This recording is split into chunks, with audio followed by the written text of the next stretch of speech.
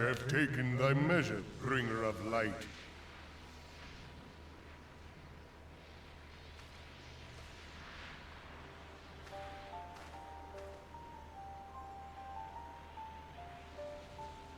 And I judge thee a worthy champion.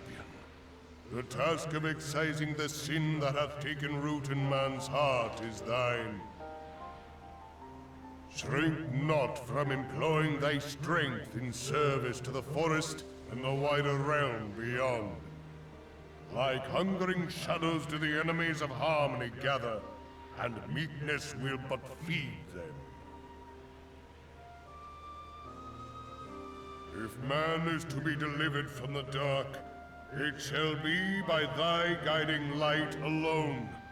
Stray not from the path, for if thou dost, thy people shall be truly lost.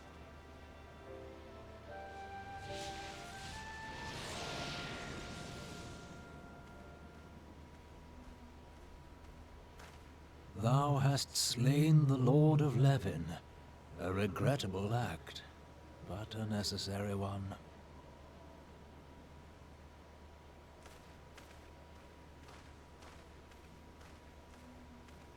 In witnessing thy struggle, a truth hath been revealed unto me. If I mistake not, it may yet prove a chink in the eternal armor of the Ascians. But let us conclude our present business. I shall expound upon my findings at the Rising Stones anon.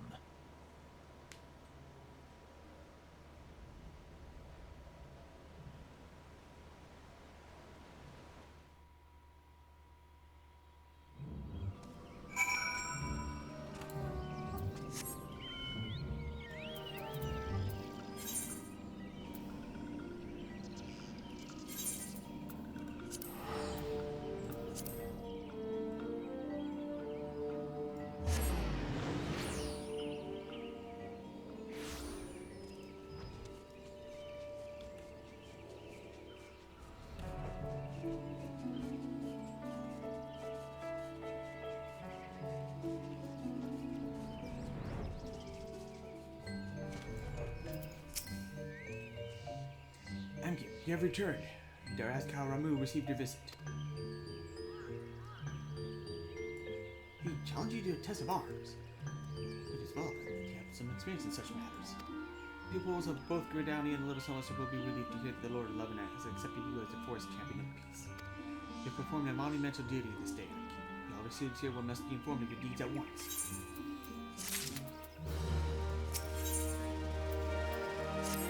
Notices who will wish to hear the experiences firsthand. Pray return to Gridowni and make directly for the Lotus Camp. The Conjurer at Nauthica's altar will be expecting you. Fare you well,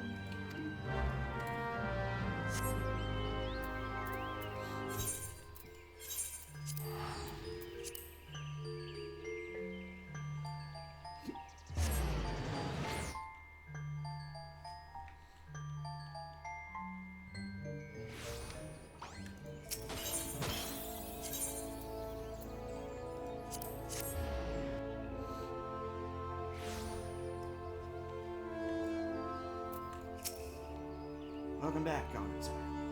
We who knew of your mission have been most anxious to see you return. The Elder Cecil awaits you within.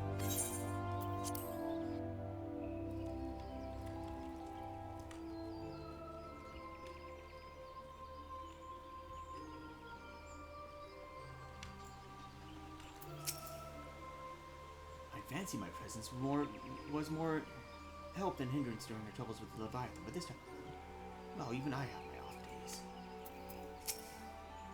Ah, the hero of the hour. Let us not give the Elder Seeds a ring. You should have seen Maxio when we got back to Little Cells. Grateful is an understatement. I thought he was going to shake Papalimo's hand off. It would seem that he is appraised of the situation has some else merit after all. Perhaps I should not be so swift to discount her intuition.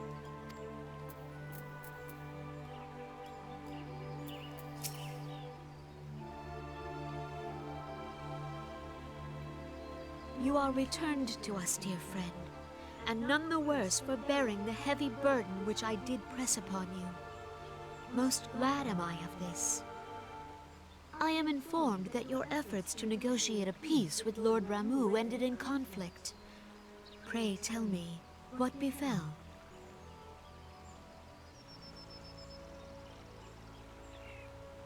Ramu made trial of you? I fear there is truth to his claim. It is the darkness within us that attracts the darkness without.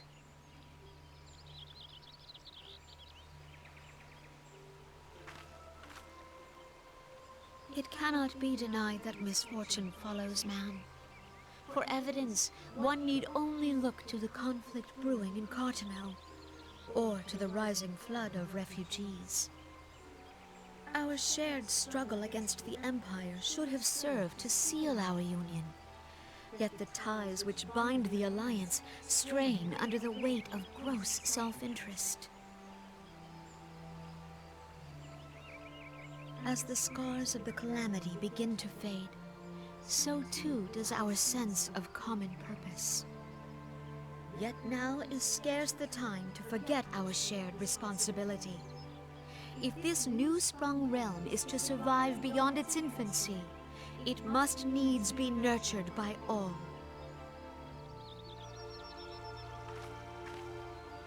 Eorzea must be as one. Yet I fear that dream is still far off.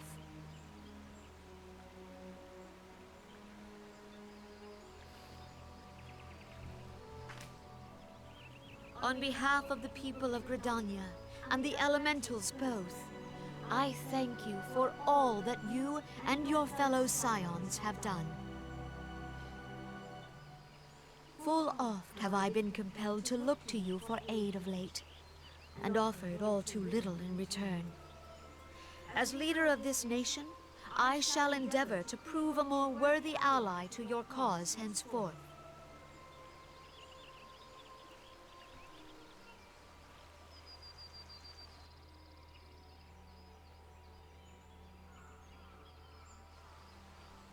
Lord Ramu has departed, yet the keening of this ill wind grows no less insistent.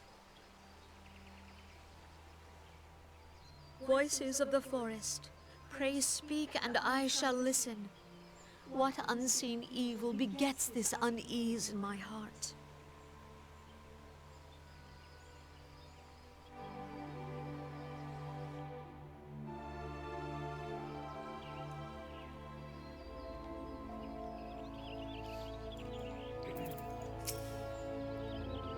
It would seem that he does.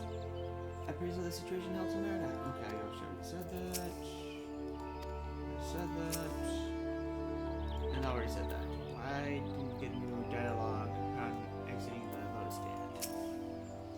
Thus ends another docking mission, eh, Amkip? I hope that Lord Ramu could be persuaded with words alone, but nonetheless, I can only imagine the adroitness which you responded to the promised southern challenge. It seemed that Orianji, too, was pleased with the outcome. What say you? Should we gather back at the Rising Stones and ponder the lessons of the day? I'm sure that Minfili will be eager to hear more of your adventures. Let us return to the Rising Stones to put our thoughts in order.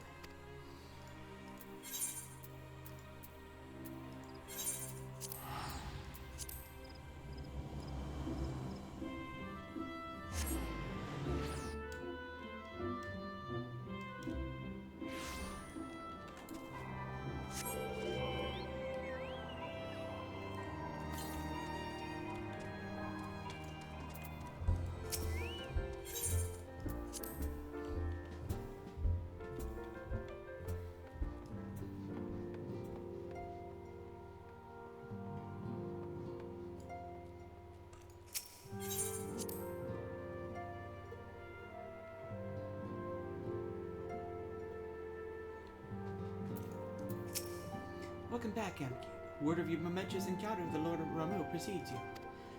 I would fain share news of mine own, but Arianje's discoveries must take precedence. Upon witnessing your defeat of the Lord of Levin, our learned companion was struck with a profound insight regarding the nature of Asian's immortality. Let us assemble and discuss the observations together.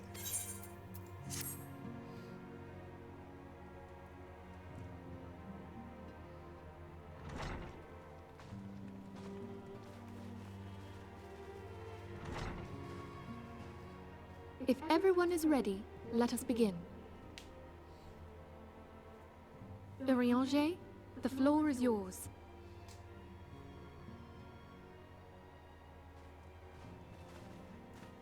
As all here assembled now know, in its final hours as our Order's headquarters, the Waking Sands did play host to a most unexpected visitor.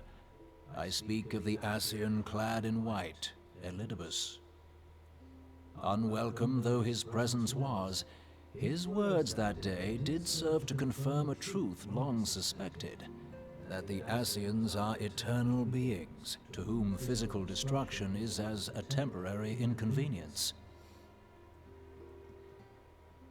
In the intervening time, Urianger and I have striven to discover a means by which the Ascians might more permanently be slain.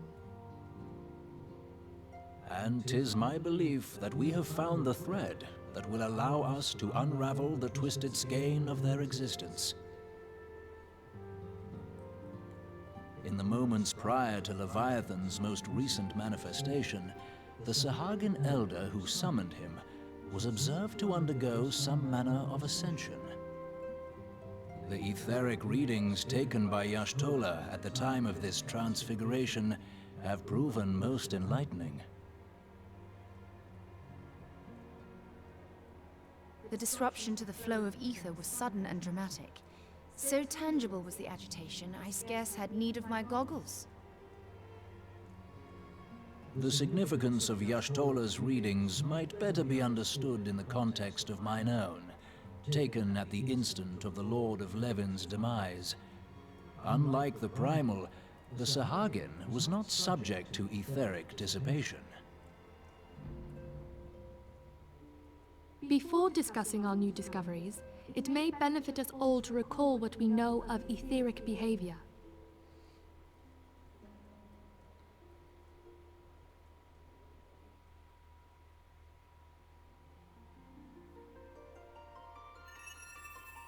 Let us begin at what some might call the end.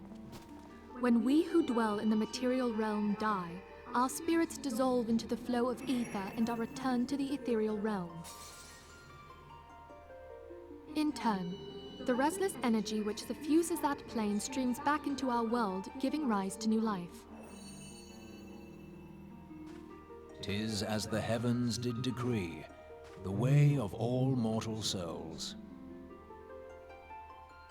Twixt this world and the next do the ethereal currents swirl, bearing the very essence of life. Thus doth the cycle of birth, death, and rebirth continue unabated.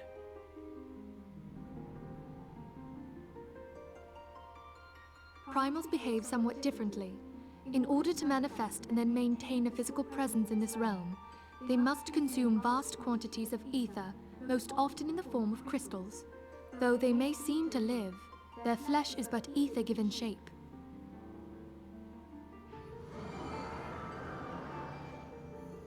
Thus, a defeated primal leaves behind no broken corpse. Rather, the essence of its form seeps back into the land whence it came, and the energy of its shattered spirit is called back to the ethereal realm. And there it waiteth, till next the prayers of the faithful do draw it forth from the sea of ether, to take their offering of crystals and make for itself a new body.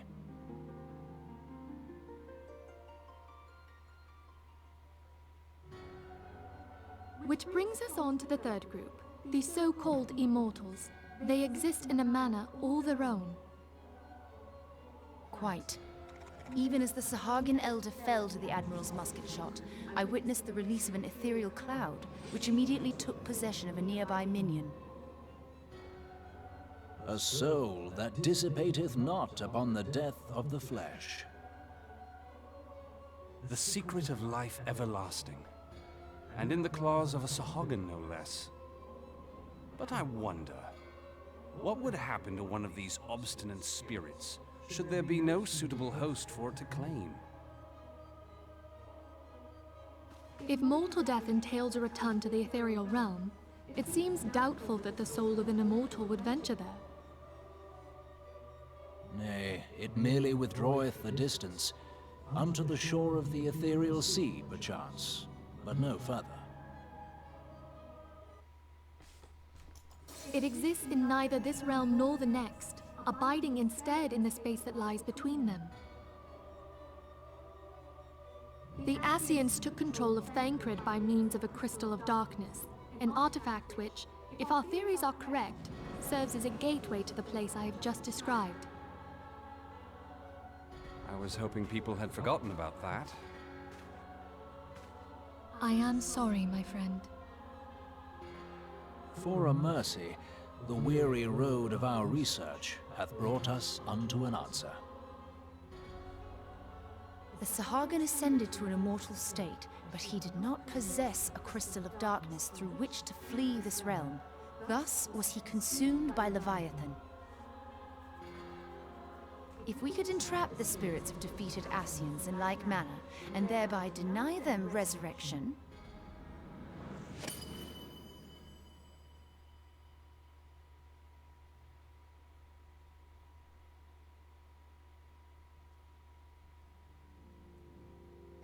Therein lieth the path to victory. Thou art most perceptive, my lady. Only when we have trapped the bodiless soul within an ethereal prison can we hope to defeat its unnatural constancy. Thus might even an eternal paragon be consigned to oblivion. These feats are, of course, far easier said than done. At present, we lack a viable means to entrap and extinguish an Ascian soul. Yet, I believe it to be possible. The pieces of the puzzle lie before us. We have but to put them together.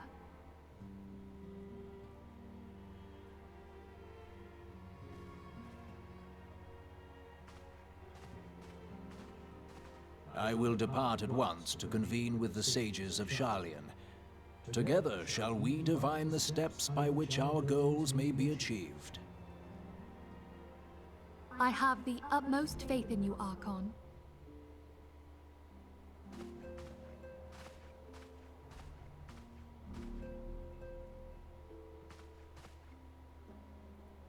Beg pardon, antecedent, but I would raise one final matter. Even now, a Sharlayan survey party seeketh to ascertain the fate of the students of Baldessian. Their findings shall soon be known to us. Though you harbor feelings of dread, I bid you surrender not to sorrow, but abide instead in hopeful prayer. I shall, Archon. Thank you.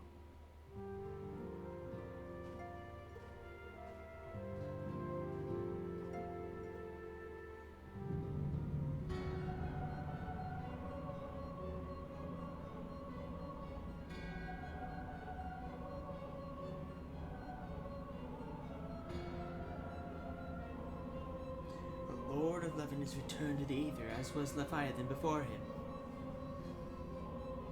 Ramuh's acquiescence was most intriguing.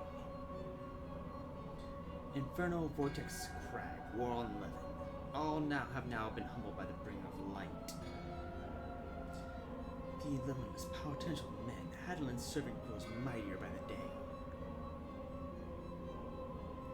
Yet he prospers at great cost to his mistress, whose strength is all too finite. Sometimes have the masses survived the rejoining, but their souls have grown weak and bland.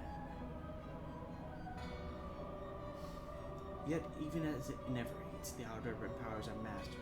All that remains is to nurture the strength of the gifted, to forge the final key. And that is the task to which we bend our every effort.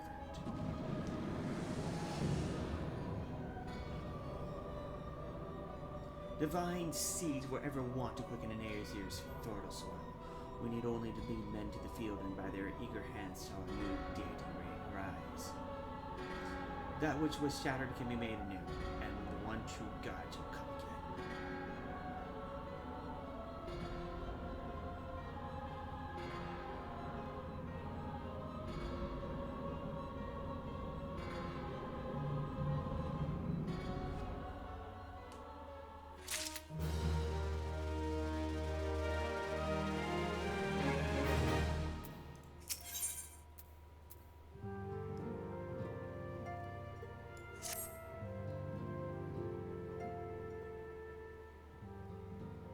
Now that the matter Ramu has, for the present, been put to rest, there's something I would show you, Amkip.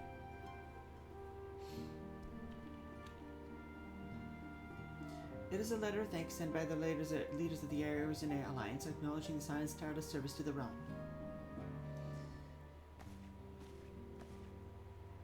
It mentions in particular the names of all the defeated primals: Ifrit, Titan, Garuda, King Mughal, Mog the 12th, Leviathan, and now Ramu. Needless to say, there's only one among our number who have faced them all. And though these words of gratitude have adjusted to our order as a whole, I feel they were meant for you above all others. I too must have offered my helpful thanks to all that you have done. In the course of your duties, you have never once failed to answer my call to arms. You're a true hero, Amkip, and Ares is much safer for your presence. Pray not to misunderstand me. I said safer, not safe. I know only too well that we can ill afford to lower our guard. The Assassins may be relied upon to sow chaos in this realm until such time as they're forced to stop. Why, even without their encouragement, you may be assured that man would not form its strife on his own, and that is to say nothing of the beast tribes. Unless we learn to live in harmony, the primals too will return to plague us again and again and again. And yet, despite all this, your deeds serve to inspire the people, to give them hope for a better tomorrow, and there is no greater gift. That we have courage to strive for what we might otherwise seem an impossible peace. We know in small part the dangers you have faced on our behalf, and the people you have won over to our cause in so doing. Our list of enemies has ever been long, but think of the allies with whom we are now blessed. Of the little souls who wish not of conflict, of the Alamegans and Domans who stand with us, determined to halt the dread march of the Empire. And then there is Sid and the Fellowship of Noah, racing to unlock the mysteries of the ancient Alag, that one might be spared the horror of another ultimate weapon. Of course, in speaking for greatest allies, we must not forget those closest to us, by which I mean our fellow Scions. Thanks to their many and varied talents, our order is uniquely equipped to combat the far-reaching corruption of the Assassins, and combat it we shall. Your enthusiasm is truly warming, antecedent. Given our embarrassing worth of allies, I must trust it not to convince you only if I absent myself for a time.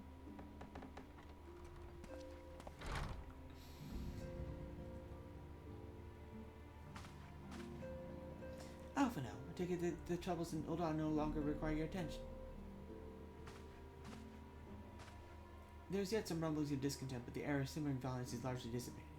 Just to report that as such I stand before you now. That, and to speak with you concerning your new organization we discussed. I have a message from Rev called the Refugee Girl, the one whose parents were missing. They were found unharmed. She wished me to pass on her thanks to you. Why, Alpha, am I to understand that you made an effort to remember the poor girl's name? I look forward to reading all about her new report. I do hope you left nothing out.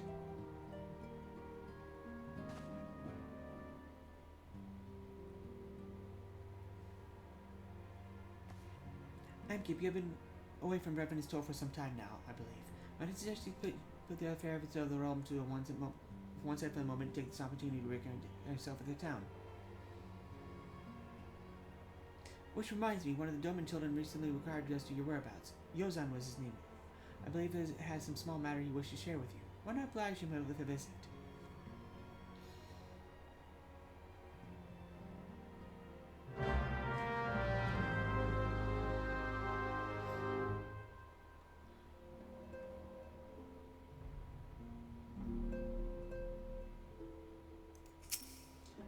Part of Ul'dah, I paid a visit to the refugees. Though a fundamental solution remains far off, I believe that at the very least there should be no more armed uprisings in the near future. I'm given to understand you resolved the matter of Ramu.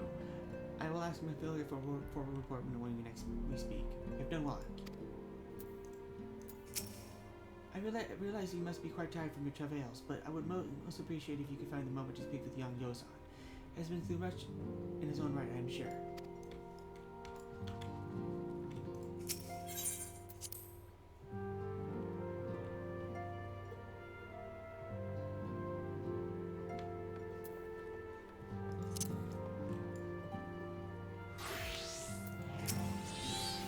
me all about adventures in Sylphlands, fake Thancred and all. You won't tell the real Thancred, will you? I do not know where we would be without Higiri, the girl who has worked tirelessly with us every day since our arrival. Do you suppose all Doman women are so diligent?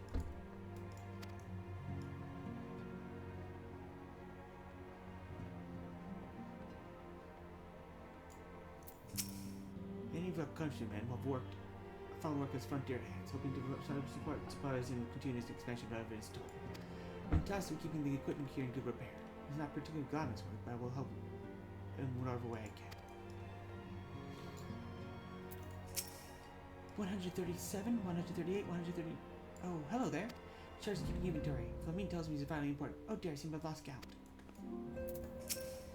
Never was a woman more lovely than when she's hard at work. I say, wild rose, strong and beautiful, blooming into hell with the face of frozen winds.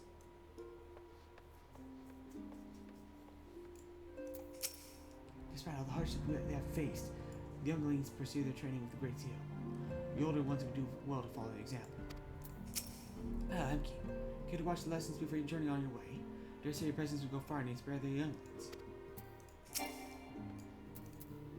Repetition, routine begets skill. Skill begets confidence. I will do what I can to see the dome as you gain the strength of will.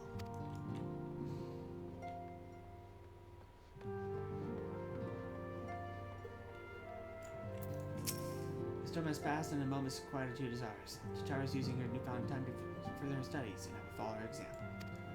If living in our areas have taught us anything at all, is that such restful moments are fleeting. Dark clouds never steer a nail on the horizon.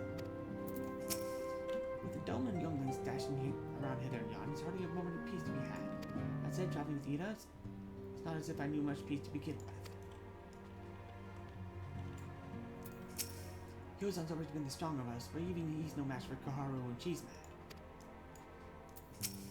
If our big mountain is strong as bear as Mr. Boulder is, maybe I'd be fighting more.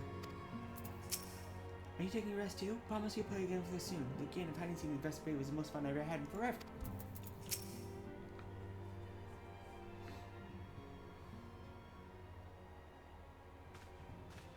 Look, it's Master Amkip. He's back from his adventures. We heard you're off fighting primals and that they're some of the strongest enemies you could ever face. I wish I could have seen you in battle.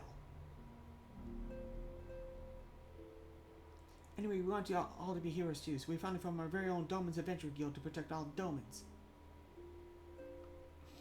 Oh, do you think you can train us today, Mr. Amkip? Maybe you could show us how you fought primals. What's all this commotion then?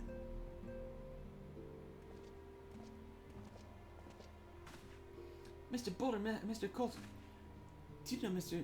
Amkip is back? So it seems. Welcome home, Amkip. My companion and I have recently become full members of the Science, and believe proper introductions have yet to be made. I am known as Hoary Boulder, and this bookish fellow is Colton. Though we remain largely unproven as adventurers, we've taken upon ourselves to instruct young Domans in the arts of combat. Oh, I told you, Mr. Boulder, we're not younglings anymore, we're adventurers. And we were just asking Mr. Amkip to give you some special training. I think we're already hunting monsters alongside him, don't you? Well, you certainly seem diligently for the drills, but I'm afraid the fiends of Mordona are so ever slightly too dangerous for you. I have a counter proposal. What if I were to cross swords with Amkip? A demonstration of his skill of arms, if you will. Or if I didn't know better, and I do, I'd say you're merely seeking to test yourself against a legend. Well, perhaps I am. What matters is the motive when children stand to learn so much from a lesson. What say you, Amkip? Would you consent to spar with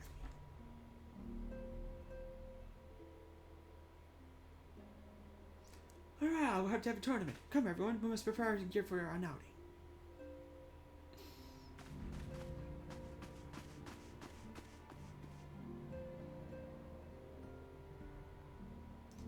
Do not try to disappoint them, Have faith, Colton. I shall summon every last ounce of my strength to make this a worthy contest. Fields to the east of town should prove suitable for our purpose. I very much look forward to our bout.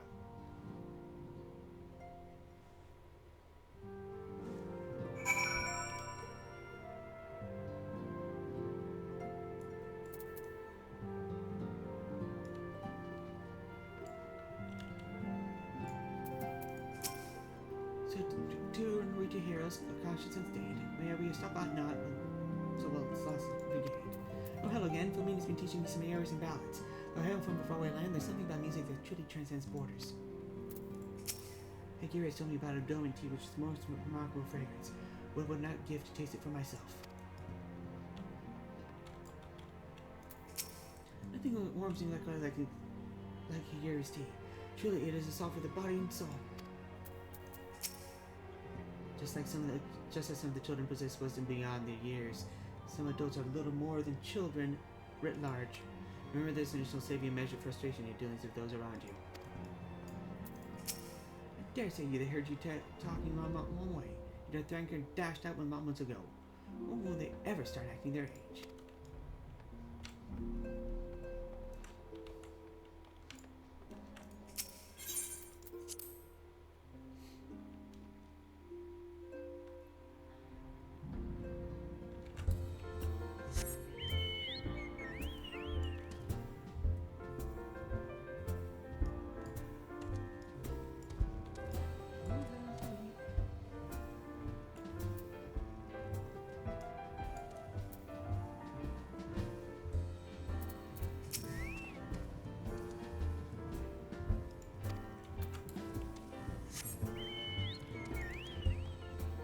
Showing your work quest there, right?